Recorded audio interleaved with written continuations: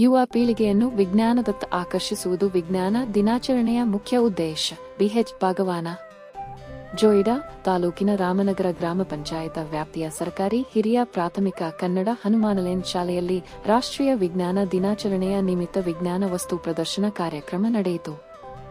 ಭಾರತೀಯ ವಿಜ್ಞಾನಿ sir CV. Raman ಅವರ ಭಾವಚಿತ್ರಕ್ಕೆ ಪುಷ್ಪ ನಮನ ಸಲ್ಲಿಸುವ ಮೂಲಕ ವಿಜ್ಞಾನ ವಸ್ತು ಪ್ರದರ್ಶನಕ್ಕೆ ಚಾಲನೆ ನೀಡಲಾಯಿತು. ಕಾರ್ಯಕ್ರಮವನ್ನು ಉದ್ದೇಶಿಸಿ ಮಾತನಾಡಿದ ರಾಮನಗರ ಕ್ಲಸ್ಟರಿನ ಸಮೂಹ ಸಂಪನ್ಮೂಲ ವ್ಯಕ್ತಿಗಳು, ಹನುಮಾನಲೇನ್ ಶಾಲೆಯ ಪ್ರಭಾರ ಮುಖ್ಯ ಶಿಕ್ಷಕರಾದ ಬಿಎಚ್ ಭಾಗವಾನರವರು ರಾಷ್ಟ್ರೀಯ ವಿಜ್ಞಾನ ದಿನವನ್ನು ಭಾರತದಲ್ಲಿ ಪ್ರತಿ ವರ್ಷ ಫೆಬ್ರವರಿ 28ರಂದು ಆಚರಿಸಲಾಗುತ್ತದೆ. 1928ರಲ್ಲಿ ಸರ್ ಸಿ.ವಿ. ರಾಮನ್ ಅವರು ರಾಮನ್ ಪರಿಣಾಮ ರಾಮನ್ ಇಫೆಕ್ಟ್ ಆವಿಷ್ಕರಿಸಿದ ನೆನಪಿಗಾಗಿ ಈ ದಿನವನ್ನು ಆಚರಿಸಲಾಗುತ್ತದೆ. ವಿಜ್ಞಾನದ ಮಹತ್ವ, ಅದರ ಅನ್ವಯಗಳು ಮತ್ತು ಜನರಲ್ಲಿ ವೈಜ್ಞಾನಿಕ ಮನೋಭಾವವನ್ನು ಮೂಡಿಸುವುದು ಹಾಗೆಯೇ ಯುವ ಪೀಳಿಗೆಯನ್ನು ವಿಜ್ಞಾನದತ್ತ ಆಕರ್ಷಿಸುವುದು ಇದರ ಮುಖ್ಯ ಉದ್ದೇಶವಾಗಿದೆ.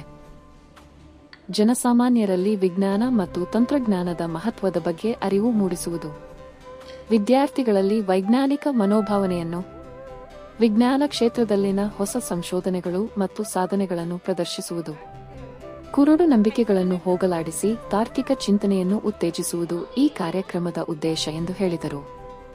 ಸಹ ಶಿಕ್ಷಕರಾದ ಮಂಜುನಾಥ ಕೊಟಬಾಗಿಯವರು ಮಾತನಾಡಿ, 1928 ಫೆಬ್ರವರಿ 28ರಂದು ಭಾರತೀಯ ಭೌತಶಾಸ್ತ್ರಜ್ಞ ಸರ್ ಚಂದ್ರಶೇಖರ ವೆಂಕಟ ರಾಮನ್ ಅವರು ರಾಮನ್ ಪರಿಣಾಮವನ್ನು ಕಂಡುಹಿಡಿದರು. ಈ ಆವಿಷ್ಕಾರಕ್ಕಾಗಿ 1930ರಲ್ಲಿ ಅವರಿಗೆ ಭೌತಶಾಸ್ತ್ರದ ನೊಬೆಲ್ ಪ್ರಶಸ್ತಿ ನೀಡಲಾಯಿತು. ಇದು ವಿಜ್ಞಾನದಲ್ಲಿ ನೊಬೆಲ್ ಪಡೆದ ಮೊದಲ ಏಷ್ಯನ್ ಎಂಬ ಹೆಗ್ಗಳಿಕೆಗೆ ಪಾತ್ರರಾಯಿತು. ಈ ಮಹತ್ತರ ಸಾಧನೆಯ ನೆನಪಿಗಾಗಿ 1986ರಲ್ಲಿ ಭಾರತ ಸರ್ಕಾರವು ಫೆಬ್ರವರಿ 28 ಅನ್ನು ರಾಷ್ಟ್ರೀಯ ವಿಜ್ಞಾನ ದಿನವನ್ನಾಗಿ ಘೋಷಿಸಲಾಯಿತು. ವಿಜ್ಞಾನವು ದೇಶದ ಪ್ರಗತಿಗೆ ಬೆನ್ನೆಲುಬಾಗಿದೆ. ರಾಷ್ಟ್ರೀಯ ವಿಜ್ಞಾನ ದಿನವು ಕೇವಲ ಒಂದು ಆಚರಣೆಯಲ್ಲ, ಬದಲಾಗಿ ವಿಜ್ಞಾನದ ಮೂಲಕ ಆತ್ಮನಿರ್ಭರ ಭಾರತವನ್ನು ನಿರ್ಮಿಸುವ ಮತ್ತು ವೈಜ್ಞಾನಿಕವಾಗಿ ಮುಂದುವರಿದ ಸಮಾಜವನ್ನು ರೂಪಿಸುವ ನಮ್ಮ ಬದ್ಧತೆಯನ್ನು ನೆನಪಿಸುವ ದಿನವಾಗಿದೆ ಎಂದು ಹೇಳಿದರು.